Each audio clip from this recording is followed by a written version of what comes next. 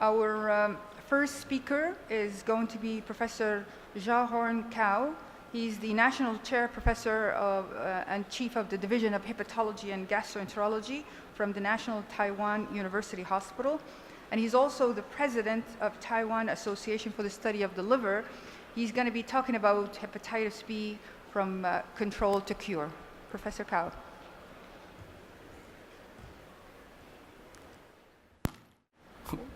Thank you very much for very kind introductions. First of all, I would like to thank organizer for inviting me to the SDDF 2018. And my task today is to present hepatitis B from control to cure. And my presentation will include the overview and the risk stratification of chronic hepatitis B, the prevention of HBV infections, mainly the primary prevention, and the current HBV treatment and unmet needs, the new therapeutic perspectives, and lastly, the total and HBV cure and the no AHEP. Sorry.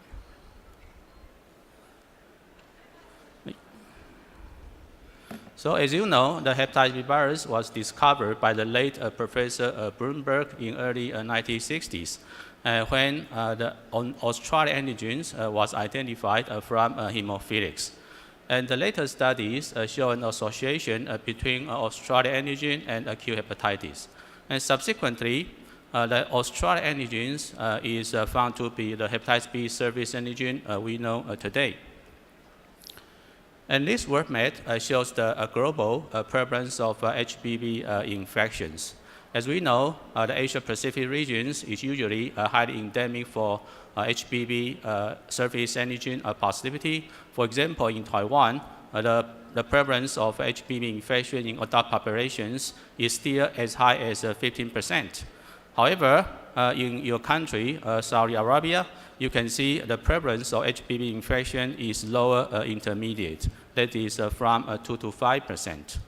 So this table shows the prevalence and the disease burden in Eastern Mediterranean regions. The overall prevalence is estimated to be 3%, and your country is around 3.2%, with the estimated disease populations about 800,000. And I just told that that number is reduced to 500,000, probably due to the implementation of universal hepatitis B vaccination. So it's a good news. And this figure shows the natural history of chronic hepatitis B. As we know, there are 4 chronological phases on the basis of surface antigen level, viral load, virological profiles, ALT level, and liver histology. And in our clinical practice, the patients in the immunocompromised phase, or so-called E antigen positive chronic hepatitis B, and the reactivation phase, the E antigen negative chronic hepatitis B, because they have high HBV DNA, high ALT, and the more severe liver histologies. They are candidates for antiviral treatment. So regarding the disease progression, in Asian HBV patients, about 2/3 of them will become inactive carrier by the age of 40 years, and 1 to 2% of them may have a loss of surface antigens, which is very close to the clinical cure of HBV infections every year. So this is the favorable clinical outcome. In contrast, 1/3 of them may have chronic hepatitis to liver cirrhosis and even liver cancer with various annual incidents. So these are the adverse outcomes. So the next question is, what are the factors affecting the long-term outcome of Asian HBV patients? So over the past 2 decades, several factors have been reported to be associated with disease progression. So there are viral factors, host factors, and environmental factors. The viral factors include the persistence of E antigen positivity, high HBV DNA, genotype C infection, co-promoter mutation, and the high surface antigens, especially in those with low viral load. The host factors, male gender, OH, family history of SCC, high ALT, advanced fibrosis, cirrhosis, the comorbidities of diabetes, metabolic syndrome, and obesity. The environmental factor, drinking, smoking, aflatoxin exposure, co-infection with other viruses, And recently, the fine particle pollution, or the notorious PM2.5, may also play a role. Our previous study, this is ERADICATE-B cohort, including more than 2,600 HBV patients with a median follow-up of 15 years, showing that the higher the baseline serum HBV DNA level, the higher the risk of hepatocellular carcinoma, as shown in this upper panel. However, in patients with HBV DNA less than 2,000 or less than 200, the annual risk of HCC is very similar, 0.2% per year. Therefore, we introduce the quantitative surface antigens, and we can have further risk stratification. For those with low viral load, but with a high surface antigen level that is more than 1,000 international units per ml, the risk of HCC is around 0.3%, which is 5-fold higher than those with low surface antigen level, 0.06% per year. Taking these data together, we propose a simple algorithm to categorize the disease progression in Asian HBV patients. So on the basis of E antigen status, HBV DNA, ALT level, and the surface antigen level. For patients with E antigen negative, a low viral load, normal ALT, and a low surface antigens, they are the minimal risk group. And these patients may only have the follow-up is enough. We further perform further studies that include a non-invasive fibrosis marker, because we know that the fibrosis stage is also a risk factor for HCC. So we adopted the FIB-4 index. So in combination with the minimal risk profile I just mentioned, the FIB-4 index, the cutoff is 1.29. If the patient has the FIB-4 index less than this cutoff, in our particular study, there is more than 300 patients fulfill this criteria. None of them develop HCC within a mean follow-up of 16 years. So these patients are the true inactive HBV carriers with the lowest HCC risk. Changing the gear to the primary prevention of HBV infections, because in Taiwan, the vertical transmission is the main transmission route. I think it's also true for other Asia-Pacific countries. So the Taiwanese government launched the first nationwide hepatitis B vaccination program since 1984. So in the first step, we screen all pregnant women by using surface antigens. If the surface antigen is negative in the carrier mothers, in the mothers, so their infants only receive hepatitis B vaccination for 3 doses. If the pregnant women are positive for surface antigen and E antigen, so in addition to vaccination, the baby will receive the first dose of HBIC within 24 hours after birth. And for those inactive mothers, the infants receive vaccination only. My pediatric colleagues, they conducted a serial follow-up to see the efficacy of the universal hepatitis B vaccination from 1984 to 2009. So from this figure, you can see there is a dramatic decline of HBsAg prevalence from 10% before universal vaccination to only 0.6% after 25 years of vaccination. And the vaccination coverage rate is around 97%. In addition to the prevention of HBV carriage, I think we can also see the decline of HCC in these vaccinated cohorts. So in the studies, we see the significant reduction in the instance of HCC in vaccinated birth cohort in all age groups between 6 and 26 years old.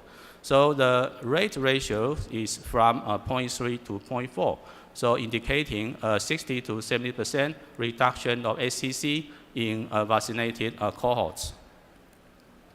However, these vaccinated patients, the children still develop HCC. So what are the risk factors? So in this study published in Hepatology, we can see the maternal E antigen positivity and the lack of HBIC within 24 hours of birth is an important risk factor.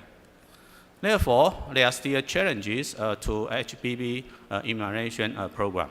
So for highly viremic carrier models, we may use the antiviral therapy during the third trimester to reduce the mother-to-child transmission, and we will try to change the timing of HBIC to be given within 4 hours rather than 24 hours after birth. And we should complete the vaccination on schedule. So this is the randomized control study conducted in China. So by using tenofovir at the third trimester of pregnancy, you can see they can reduce the mother-to-child transmission at postpartum week 28, either by ITT or per protocol analysis. In addition, the safety profile is okay, and there is no difference in birth defect rates between treated and untreated groups. Let's move on to the current HPV treatment and unmet needs. So I think from the data I just presented, we know the ideal goal of HPV therapy is to cure both virus and the liver fibrosis progression from chronic hepatitis to cirrhosis and SCC. So I think this is the so-called secondary prevention. Now we are talking about the HPV cure. In fact, there are several definitions of HPV cure. For example, the functional cure is the loss of surface antigens, but there are still existence of cccDNA. And when we have the complete cure, means we can eradicate cccDNA, but there still exists the integrated HPV DNA. So the holy grail may be the sterilizing cure, that we can clear the integrated HPV DNA at the same time. Nowadays, several international clinical practice guidelines for the treatment of chronic hepatitis B, including AASLD, EASL, APASL, and the WHO guidelines. I think all these guidelines agree that the ultimate goal of HPV therapy is to improve the quality of life and the survival of our patients by preventing the progression to cirrhosis, end-stage liver disease, liver cancer, and mortality. Although now we have several agents in our hands, there are only two treatment strategies. The first one is the immune modulatory agents, that is interferon, to have a sustained of therapy response or host immune control with low viral load and normal ALT. It's a finite treatment duration. The overall efficacy is around 30%. The second is the nucleoside or nucleotide analogs to maintain the on-treatment response or viral control. However, the majority of our patients require long-term or even lifelong therapy by using the nukes.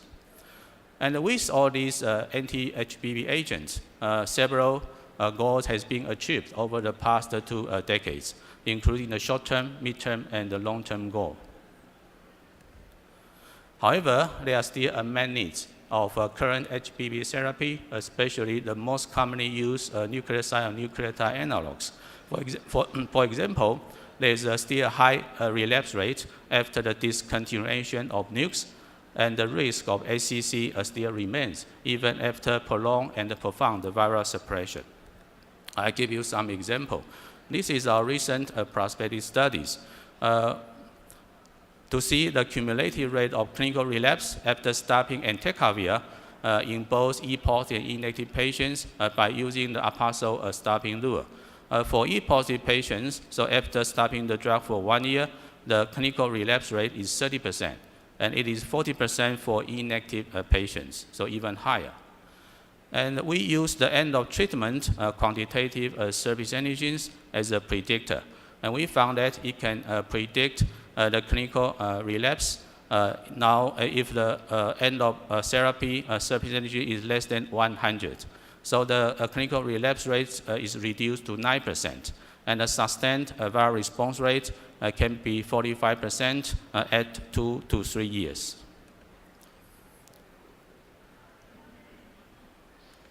Our recent study showed there is a distinct clinical and viral relapse pattern between the most commonly used entecavir and the tenofovir. As you can see in the upper panel, for tenofovir, the clinical relapse usually at 3 months of stopping treatment, and for entecavir, it is 6 months. Therefore, we need to have a different monitoring plans for those who stop entecavir or tenofovir. So the second issue is about a reduction of ACC. So from different studies, including the nationwide study, our C-team cohort study, Japanese cohort, and Hong Kong cohort, we can see using a prolonged nuke therapy, the reduction of ACC is from 45 to 60%.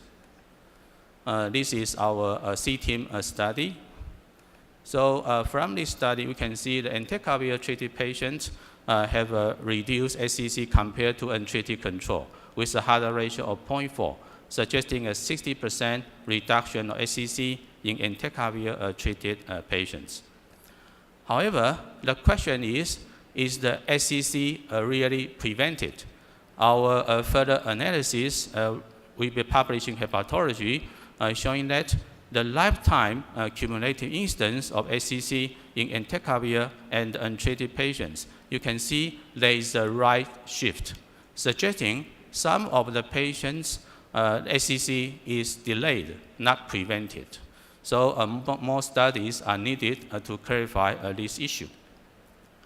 So how about the new therapeutic perspective? Because the existing drug still has unmet needs. So I think the ideal way to cure HBV is to use the finite treatment duration, and we can stop all treatment to achieve the clearance of surface antigen, the functional cure, and then the clearance of cccDNA, the complete cure.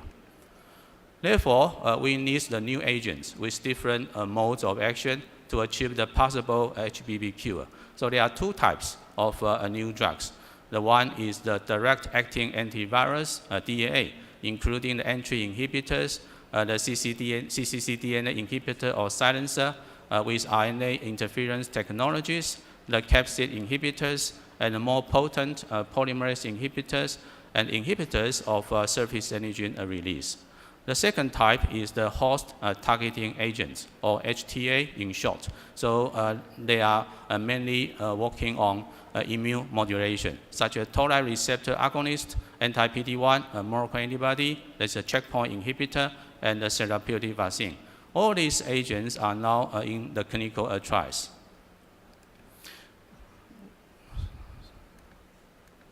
Sorry.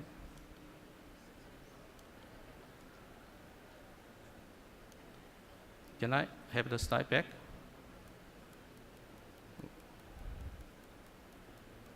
It's too sensitive.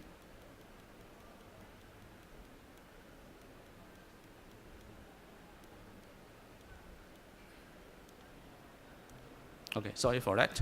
So I think the possible cure is still a combination of both DAA and HTA. So the last part is how to toll an HBV cure and no HEP. I think I and my mentor, Professor D.S. Chen, we published a paper in 2002. In this article, we propose or we speculate we may have a cure of chronic hepatitis B in 2020s and may have a global control of HBV infections in the middle of this century. So this is our dream. And we'd like to have our dream come true as soon as possible. In fact, the WHO also proposed the 2030 viral hepatitis elimination target. The target is they would like to have a 90% reduction of new cases of chronic HBV and SCV infection, and a 65% reduction of mortality, and 80% of our viral hepatitis patients are treated. So there is also a movement of no HEP that is a global call for HBV and SCV eliminations, and by scaling up 6 key interventions, including the hepatitis B vaccination, the safe injection practice, and the safe blood, the harm reduction for injecting drug users, safer sex, hepatitis B treatment, and the hepatitis C cure. So in summary, over the past 5 decades, we have witnessed an amazing journey of HBV infections from the discovery of hepatitis B surface antigen in 1965 and universal vaccination since 1984, and several drugs are approved for the treatment of chronic hepatitis B since 1992 to 2016.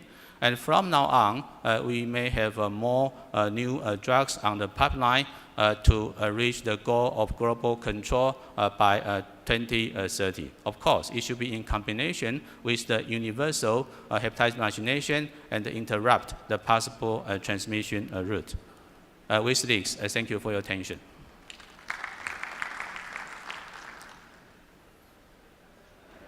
Thank you, Professor. We'll have the questions at the end.